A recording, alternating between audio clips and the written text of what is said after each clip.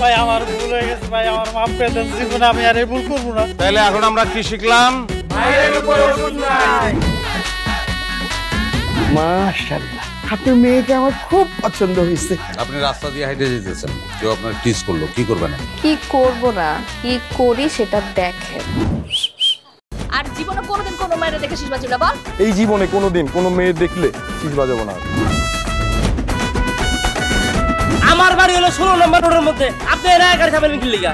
আপনি তখন বলছিলেন 13 নাম্বার, ওখানে কইতাছেন 16 নাম্বার, আর যদি যাইতে হয় 16 নাম্বার তবে আমার ভাড়া বাড়াই দিতে হইব। তুই যাবি না তোর গারামু। কি হলো আপনি আমার মারলেন কেন? মায়ের উপর ওষুধ নাই। কথায় কথায় আরে কাজ তো কেন মারতাছ? কবুতর কাঁদবি না, কাঁদলে কিন্তু তোর বয়ফ্রেন্ডের পরে আগে তোর পিটাবো।